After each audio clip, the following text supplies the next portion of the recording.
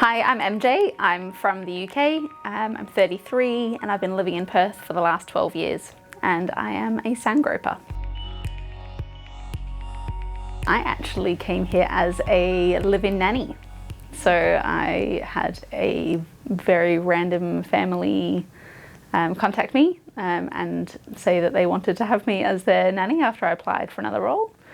And they decided that they wanted me because I had really cool pink hair at the time. So I nannied for 4 children that I'd never met before. Wow. And having never really worked with kids, never been to Australia before. I didn't know how far away Perth was from the rest of Australia. I grew up in a church that was run by people who wanted control, aka a cult. And it was really hard when we left because that was my community back then. And I think that trying to build community when you're not really sure if the people that are in it you can trust is the hard thing, because people who are not very nice in the world aren't necessarily that obvious, and they are very good at manipulating situations to make you feel like you can trust them, and it's a really difficult thing to see through. So I have always been very guarded in joining a community because there's always that element in the background of not really knowing if I can trust people. So that's why the people who are closest to me are really important, because they're the people that I have vetted, I guess, and found that I can trust them. And I try to trust people as much as I can, but it's always at a distance until I can see something in them that allows me to bring them closer. The hardest thing I ever had to do was actually moving across the other side of the world. I initially didn't stick around in Perth. I left, and through a series of circumstances ended up back in Perth, and then met my now husband. Now I'm married and I have 2 children. So yeah, I didn't really know how to make friends. I'd never been quite that isolated from everyone. I didn't know anyone at all in Perth when I moved, and I found that lots of people in Perth tended to have their family friends or their church friends, their school friends, their uni friends, their work friends, and with all of those different friendship groups, they didn't really need to have any more friends. So that made breaking into the Perth circles quite difficult. Not having your family physically there to rely on or fall back on or just pop in for a cup of tea is quite difficult. And having the family that I nannied for, I'm still friends with them to this day. So 12 years on, we're still friends, and having them around has really helped with all of that. But it was really hard not having friends when I moved. Yeah. I think that having your own family brings with it its own joys and its own trials. I think that having my 2 beautiful little children has been a huge life change, and I think that I would want them to have the life that you can have in Perth that you can't have elsewhere. So I wouldn't want to move in that respect. It's definitely changed the way that I communicate with my family, having 2 kids now, albeit multiple grandchildren on their end. But I think they are happy that I'm happy, even though they haven't actually met them yet. Resilience is a hard one to quantify, because really a lot of people who say that mean you get things thrown at you a lot and it seems to not bother you. But usually it does bother people. It bothers me. I think when you go through so many things in life and you maybe talk about some of them and don't talk about others, there's an element of leaving that to weigh on you that can really damage future relationships. So when people call you resilient, it can be a good thing. They could just say, wow, like you're really good at whatever the scenario is that they're talking about, but actually what they're saying is that you are able to compartmentalize that for a later date, and that can be quite damaging. Yeah. I would tell my younger self to not apologize for being yourself. I think when you move around and you meet lots of different people, naturally you sort of start to emanate them to a degree. You reflect the people that you're hanging around. And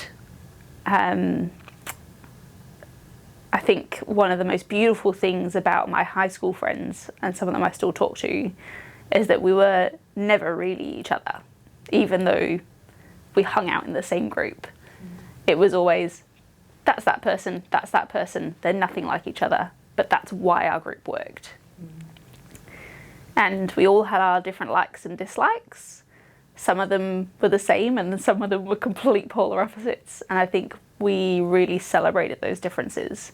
And that's a lot harder to do as an adult, I find, because you are living in a world where people, for good reasons or not, are judging you, whether that's you doing a job interview or you're chatting to teenagers who love to judge people or just, yeah, you're living in a world, especially now with social media, where everything is being compared to everything else. So I would definitely tell my younger self to be unapologetically yourself.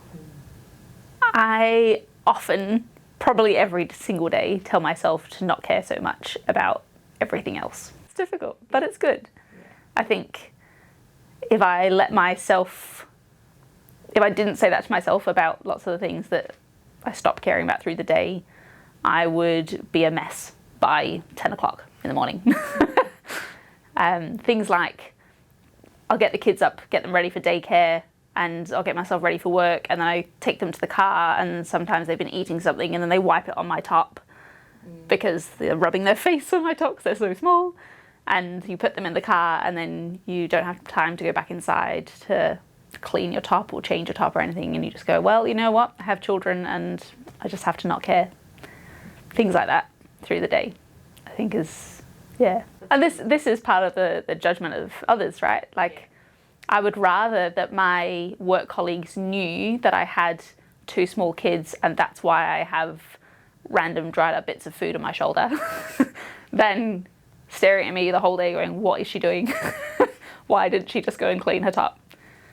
And I think actually rehumanizing everyone in the workplace is actually really important, and allowing people to have time and space for their families and not working them like dogs until 9 p.m. every night.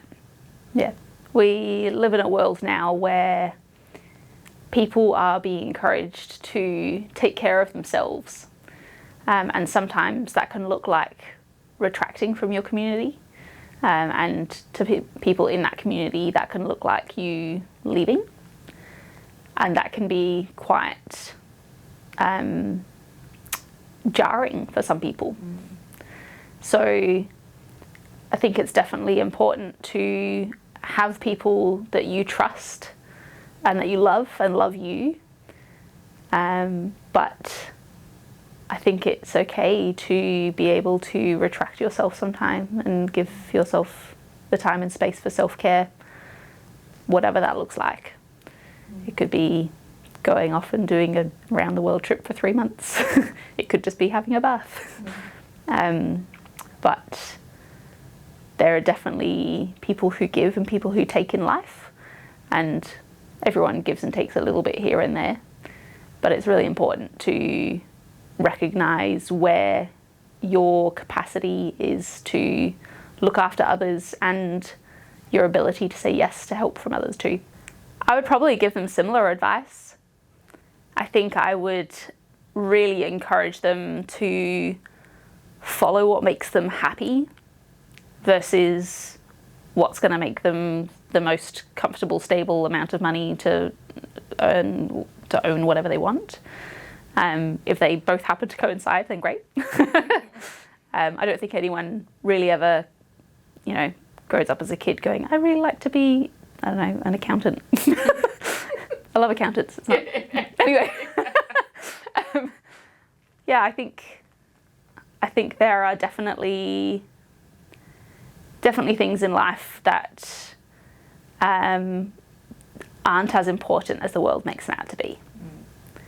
And having the big home with the spare room and the large shed and the big garage and the theatre room and the games room and the however many rooms you want to add on to your house, like, it's fine to have those things, but if that's your driving force in going to a job that you hate, that's not a way to live. I think I tell my kids to travel more when they're younger. I didn't go into the workforce that early, so I didn't have the finances to do the kind of travel that I think I wish I had done. Even though I did travel quite a bit, it was always on a very tight budget, and I was very, as a woman especially, your ability to travel on your own is not very high. So yeah, I would encourage my kids to travel where they could.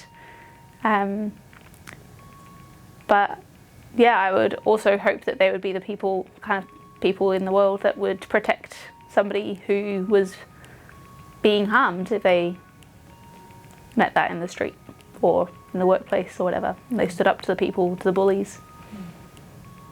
Yeah. Just like mum. Yeah. Sometimes.